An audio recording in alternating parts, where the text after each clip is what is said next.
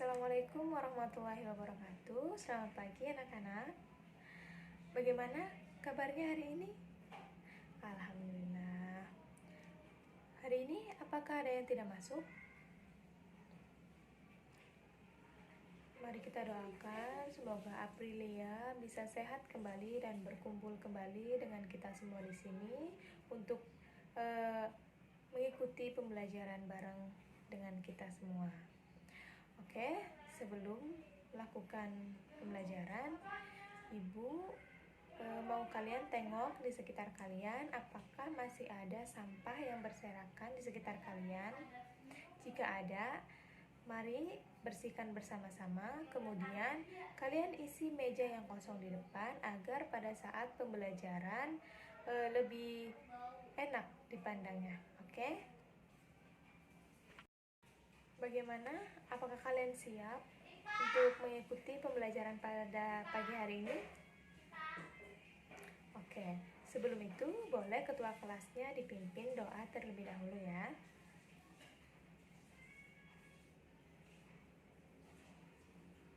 Oke, sudah rapi, sudah siap. Sekarang sebelum memasuki pembelajaran, Ibu mau bertanya terlebih dahulu pada anak-anak.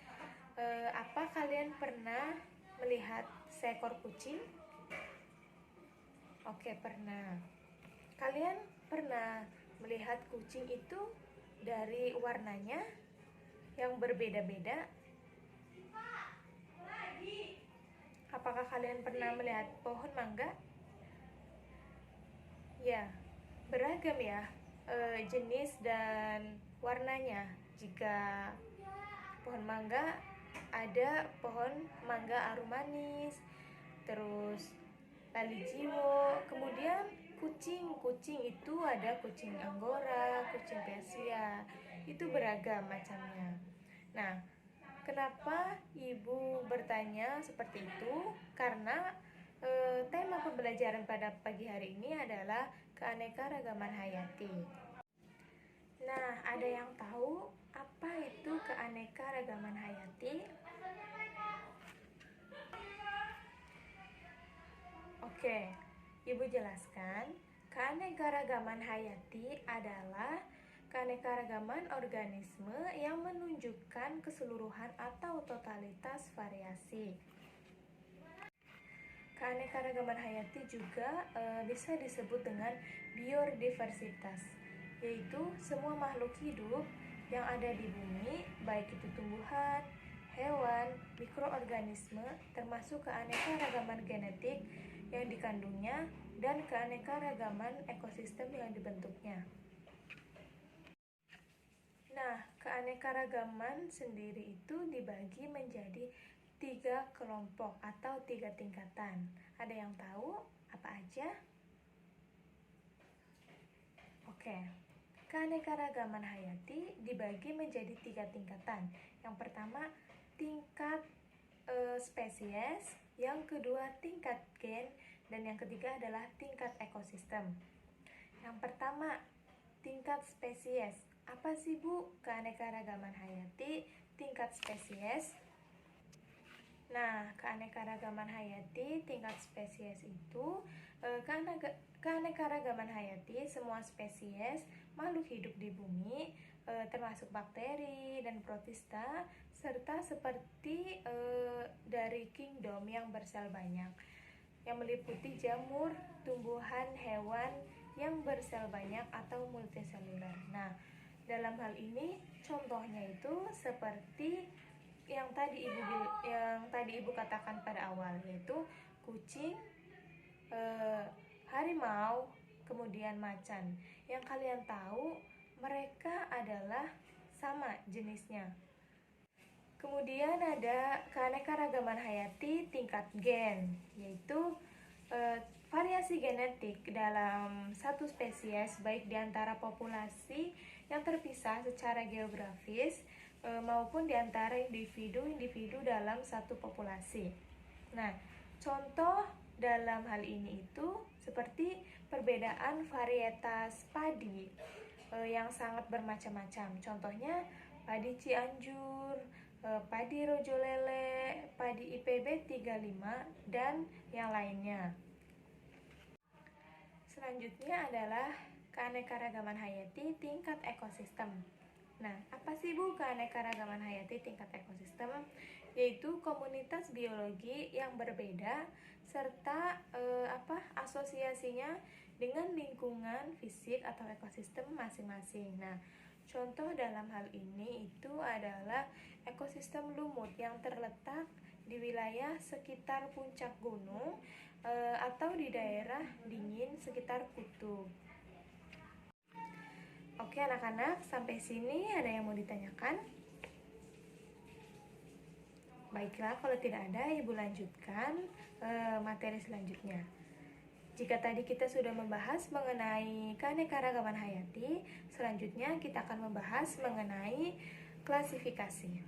Sebelum Ibu menjelaskan klasifikasi, ada yang tahu apa itu klasifikasi? Oke.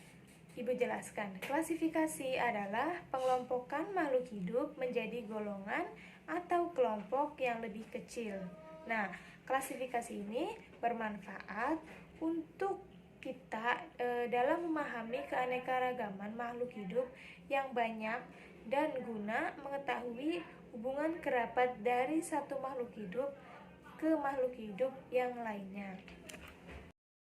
Selanjutnya, sistem klasifikasi yang digunakan pada zaman sekarang adalah sistem klasifikasi modern, perkembangan dari sistem sebelumnya.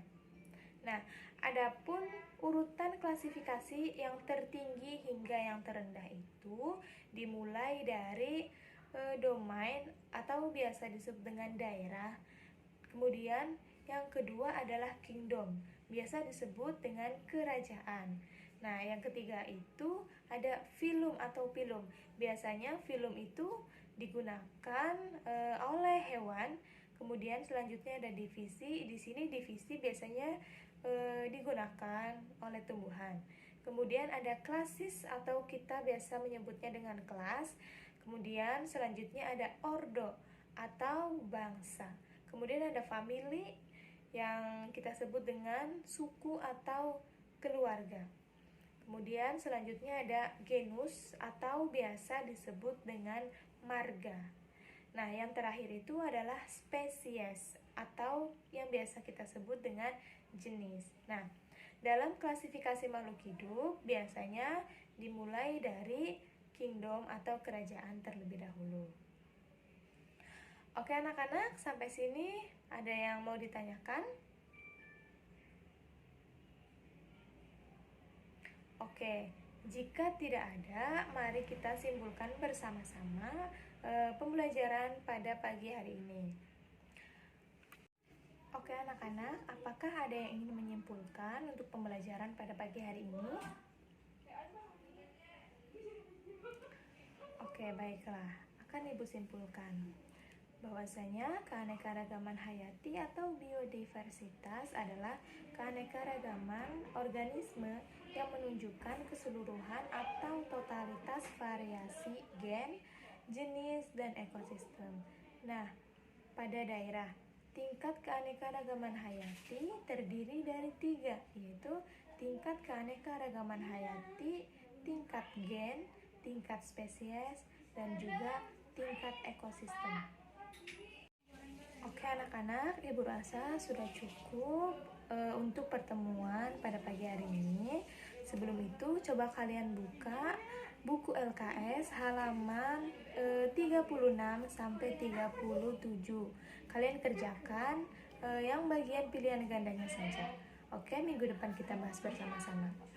Dan kalian jangan lupa tetap menjaga 3M, tetap menjaga protokol kesehatan agar kita bisa terputus dari rantai persebaran virus corona. Oke? Baiklah, Ibu akhiri kegiatan pembelajaran pada pagi hari ini. Ibu minta maaf apabila ada kesalahan dari tutur kata maupun tindakan yang baik disengaja maupun tidak disengaja. Ibu akhiri, wabillahi taufik wal hidayah. Wassalamualaikum warahmatullahi wabarakatuh.